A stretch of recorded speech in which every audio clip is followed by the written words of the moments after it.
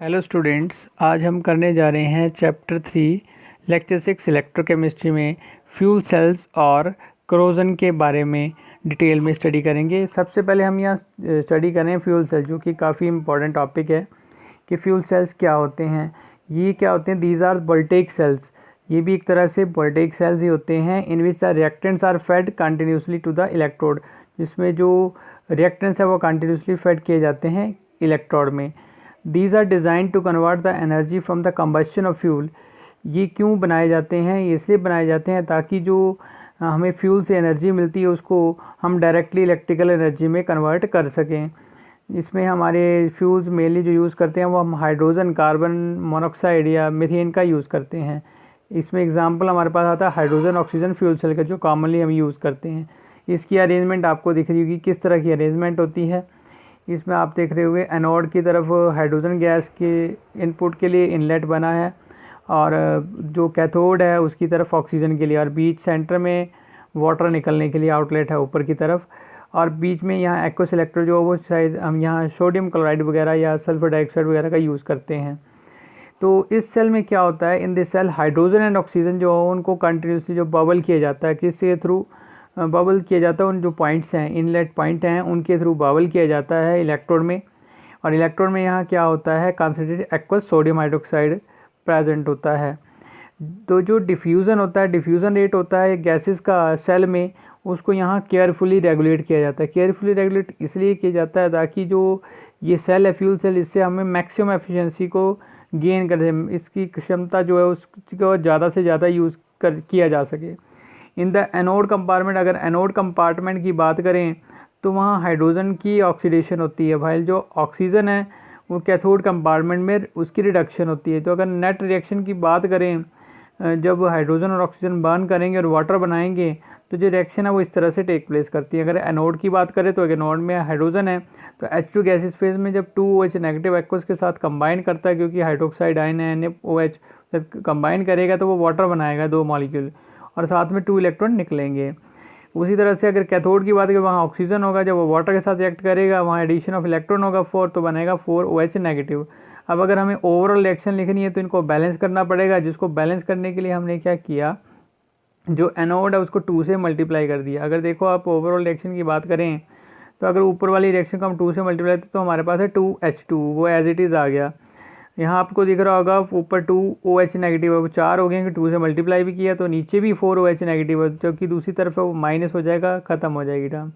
उसी तरह से वाटर की बात करें, यहाँ ऊपर 4 मॉलिक्यूल हैं वाटर के और नीचे 2 ही हैं, तो माइनस होंगे तो 2 ही रह जाएंगे, वो तो खैर हमारा प्रोडक्ट होगा। यहाँ 4 इलेक्ट्रॉन नीचे हैं, ऊपर भी 4 हो जाएंगे, 2 से मल्टीप्लाई तो वो कट जाएगा। तो हमारे पास क्या बचा, 2H2 gas plus O2 gas, और फॉर्मेशन हुई 2 मॉलिक्यूल ऑफ वाटर की, जो कि लिक्विड फेज में है। यहाँ हम कैटलिस्ट को भी यूज़ करते हैं ताकि रिएक्शन के प्रोसेस जो फ्यूल सेल है उसकी एफिशिएंसी को एकदम से इंक्रीज़ किया जाता है, क्योंकि आपको पता है कैटलिस्ट का काम होता है जो रिएक्शन का रेट है उसको इंक्रीज़ करना। तो कैटलिस्ट जो है प्लैटिनम, सिल्वर और कोबाल्ट ऑक्साइड को यहाँ ऐड किया जाता है।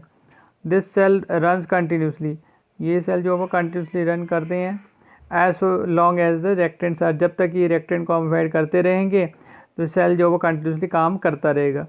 These fuel cells are more efficient, ये फ्यूल सेल जो वो काफ़ी एफिशिएंट होते हैं दैन जो हम कन्वेंशनल मेथड से यूज़ करते हैं इलेक्ट्रिसिटी जनरेट करने के लिए, उससे ज़्यादा एफिशिएंट होते हैं, क्योंकि इससे हम लार्ज स्केल में प्रोडक्शन कर सकते हैं, लार्ज स्केल में इलेक्ट्रिसिटी को जनरेट कर सकते हैं बाय बर्निंग हाइड्रोजन और कार्बन फ्यूल। बिकॉज ये जो फ्यूल्स होते हैं ये क्या करते हैं, जो एनर्जी है फ्यूल की उसको डायरेक्टली ही इलेक्ट्रिसिटी में कन्वर्ट करते हैं, और ईजी वे है कन्वर्ट करने का। इस टाइप की जो सेल हैं उसको हम यूज़ करते हैं इलेक्ट्रिक पावर में, जैसे अपोलो स्पेस प्रोग्राम में इनका यूज़ किया जाता है।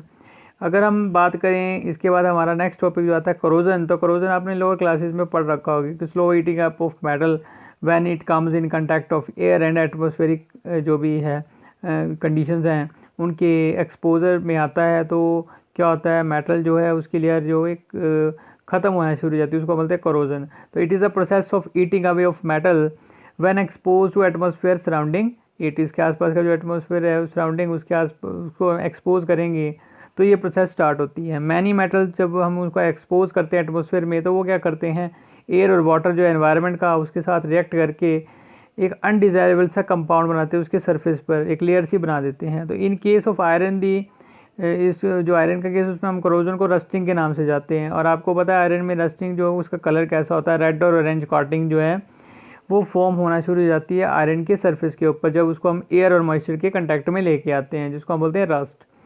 अब रस्ट जो है वो एक हाइड्रेटेड फॉर्म है किसकी, फेरिक ऑक्साइड की, जिसका फॉर्मूला होता है Fe2O3.XH2O। अब इसके बाद आते हैं फैक्टर्स विच अफेक्ट कोरोजन। ऐसे कौन से फैक्टर हैं जो कोरोजन को अफेक्ट करते हैं। तो जो मेन फैक्टर जो अफेक्ट करते हैं कोरोजन को, उसमें फर्स्ट हमारे पास आता है position of metals in EMF series. अगर हम ईएमएफ सीरीज मतलब इलेक्ट्रोकेमिकल सीरीज में मेटल की बात करें तो उसमें हम अरेंज करते हैं मेटल्स को उसकी रिएक्टिविटी के हिसाब से। तो अगर रिएक्टिविटी मेटल की ज़्यादा होगी तो नेचुरली है उसकी करोड होने की टेंडेंसी भी ज़्यादा होगी, यानी ठीक है। सेकंड पॉइंट आता है हमारे पास presence of impurities in metals. The impurities helps in setting up voltaic cell. अगर इम्प्यूरिटीज़ प्रेजेंट होगी तो वोल्टेइक सेल बनाना आसान हो जाएगा। वोल्टेइक सेल बन गया तो इसका मतलब वो कोरोजन की स्पीड को एकदम से इंक्रीज़ कर देगा। थर्ड आता है हमारे पास presence of electrolytes. Presence of electrolyte in water also increases the rate of corrosion, क्योंकि इलेक्ट्रोलाइट्स में आइंस प्रेजेंट होते हैं। अगर आइंस ट्रैवल करेंगे तो नेचुरल कोरोजन भी स्पीड की इंक्रीज कर जाएगी। अगर एग्जांपल लें कोरोजन ऑफ आयरन का सी वाटर में तो आपने देखा होगा वहाँ लार्ज एक्सटेंट में दे जाती है, जबकि डिस्टिल्ड वाटर में ऐसा नहीं होता, क्योंकि सी वाटर में काफ़ी सारे आइंस प्रेजेंट होते हैं, डिस्टिल्ड वाटर में आइंस प्रेजेंट नहीं होती, इसकी वजह से कोरोजन का रेट स्लो होता है। फोर्थ फैक्टर आता है presence of carbon dioxide in water. अगर प्रेजेंस ऑफ कार्बन डाइऑक्साइड की वाटर बात करें किसमें, नेचुरल वाटर में, तो वो क्या करता है, रस्टिंग ऑफ आयरन को बढ़ाता है। अगर वाटर में कार्बन डाइऑक्साइड प्रेजेंट है तो वो इलेक्ट्रोलाइट का काम करेगा। इलेक्ट्रोलाइट का काम करेगा तो वो क्या करेगा, जो फ्लो है इलेक्ट्रॉन को उसको इंक्रीज़ कर देगा, यानी कि एक प्लेस से दूसरे प्लेस तक ले जाने का काम जो है वो आसान हो जाएगा, क्योंकि स्पीड उसकी इंक्रीज़ करे तो कोरोजन भी उसी स्पीड के साथ बढ़ेगा। अब हम यहाँ इंपॉर्टेंट फैक्टर एक डिस्कस करने वाले हैं, mechanism of rusting of iron, जो एग्जामिनेशन पॉइंट ऑफ व्यू से काफ़ी इंपॉर्टेंट टॉपिक है। वैसे तो हमने काफ़ी सारी थ्योरीज जो हैं कोरोजन को स्टडी करने के लिए टाइम टू टाइम देखी हैं, पर जो मॉडर्न व्यू है वो डिपेंड करता है कोरोजन का किसके ऊपर, इलेक्ट्रोकेमिकल थ्योरी ऑफ कोरोजन के ऊपर।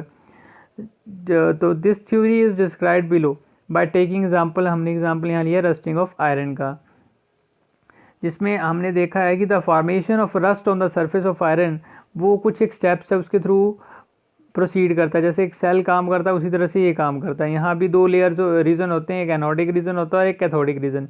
जो एनोडिक रीजन होता है उसमें क्या होता है, आयरन कंटैक्ट में आता है वाटर के साथ और क्या बनाता है, एनोड, और उसकी ऑक्सीडेशन होकर वो बना देता है Fe2 पॉजिटिव आयन। अगर हम रिएक्शन लें ऑन एनोडिक रीजन की तो आपने देखा होगा फेरस जो सॉलिड फॉर्म में जब उसकी ऑक्सीडेशन होती है तो वो बना देता है Fe2 पॉजिटिव आयन +2 इलेक्ट्रॉन। तो उसके लिए EMF जो होती है वो रहती है -0.44 वोल्ट। यानी कि इस प्रोसेस में जो इलेक्ट्रॉन रिलीज होता है वो क्या करता है, मूव करना शुरू करता है और दूसरे पोर्शन में जा पहुँचता है आयरन शीट के। और जो आयरन का पोर्शन दूसरी शीट का होता है उसको हम बोलते हैं वह काम करता है यहाँ कैथोड का। अब कैथोडिक रीजन में क्या होता है, at this cathodic portion of the surface oxygen in the presence of H positive ion, जो H पॉजिटिव आयन प्रोड्यूस हुए हैं कब, जब आयनाइजेशन हुई है वाटर मॉलिक्यूल, वो रिड्यूस होंगे, उनकी रिडक्शन होगी और वो क्या बन जाएगा, वाटर बन जाएगा। आप देख सकते हो इसकी फिगर 7 में मैकेनिज्म का प्रोसेस बता रखा है, कैसे वाटर ड्रॉपलेट जो आयरन के मीडियम के ऊपर अटैक कर रहा है। एनोड जो है यहाँ राइट साइड में प्रेजेंट है, जब यहाँ से इलेक्ट्रॉन लिबरेट होगा तो ये मूव करेगा और दूसरे पॉइंट जो कैथोड है उसकी तरफ जाने की कोशिश करेगा। जब वो दूसरी तरफ मूव करेगा तो वहाँ जाके वो एक लेयर बनाएगा जिसको हम बोलते हैं रस्ट। अगर कैथोडिक रीजन की बात करें तो वहाँ ऑक्सीजन की प्रेजेंस जो है ऑक्सीजन के साथ रिएक्ट करेगा वो, और जो वहाँ से इलेक्ट्रॉन निकले हैं वो भी उसके साथ रिएक्ट करेंगे तो वो बनाएंगे 2 वाटर मॉलिक्यूल। और इसके लिए जो EMF की वैल्यू वो रहेगी +1.23 वोल्ट। तो अगर ओवरऑल रिएक्शन की बात करें किसी भी सेल की तो वो सम होता है कैथोड और एनोड का। तो अगर हम उसे कंबाइन करें तो हमारे पास रिएक्शन बनती है 2 molecule Fe solid +O2 gas and 4H positive aqueous, और फॉर्मेशन होती है 2 Fe2 पॉजिटिव एक्वस फॉर्म की प्लस वाटर लिक्विड फेज में। तो यहाँ जो EMF रहती है E0 सेल वो रहती है 1.67 वोल्ट के बराबर।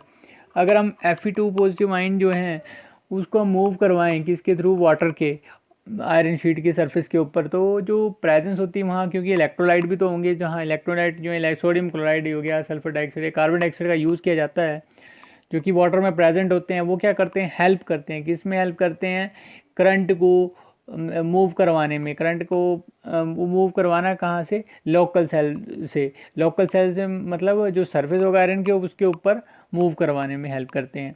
तो जो इंक्रीज फ्लो होता है करंट का, क्योंकि फ्लो करंट का इंक्रीज़ कर जाता है, जो कि क्या करता है, रेट ऑफ करोजन को एनहांस करता है।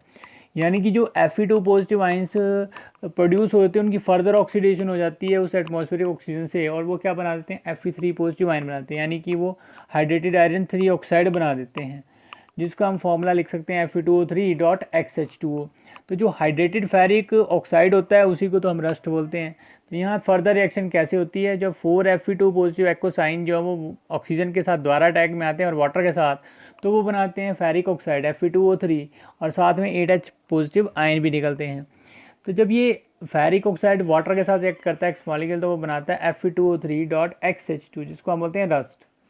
तो यहाँ हमारे पास क्या रस्ट की बात करें तो H पॉजिटिव आयन्स प्रोड्यूस होते हैं जो इस रिएक्शन में वो क्या करते हैं, हेल्प करते हैं, किस में हेल्प करते हैं, रस्टिंग ऑफ आयरन में। तो अगर इम्प्योरिटीज़ प्रेजेंट हैं आयरन में तो वो क्या करेंगी, रस्टिंग को एनहांस करेंगी, जिससे क्या होगा, काफ़ी सारे जो लोकलाइज सेल हैं उनकी फॉर्मेशन होगी, ठीक है, जिससे रस्टिंग की प्रोसेस जो वो बढ़ जाएगी। पर अगर हम प्योर आयरन की बात करें तो उसमें आयंस इस तरह से प्रेजेंट नहीं होते, तो वहाँ रस्ट जो वो कॉज नहीं होता है। तो आज हमने जो स्टडी किया, क्योंकि इसके चैप्टर के कुछ एक लास्ट टॉपिक थे जिसमें हमने फ्यूल सेल के बारे में पढ़ा और कोरोजन के बारे में स्टडी किया। इसी और अगर आपको मेरी वीडियो से रिलेटेड कोई भी प्रॉब्लम है या कुछ भी आपको पिछली जो वीडियोज़ हैं उनके रिलेटेड कुछ भी आपको चाहिए डिटेल में स्टडी, तो आप डिस्क्रिप्शन में जा सकते हैं या फिर आई कार्ड में या फिर एंड स्क्रीन में लिंक आपको मिल जाएंगे, वहाँ से आप उसे ईज़िली देख सकते हैं। So thank you for watching.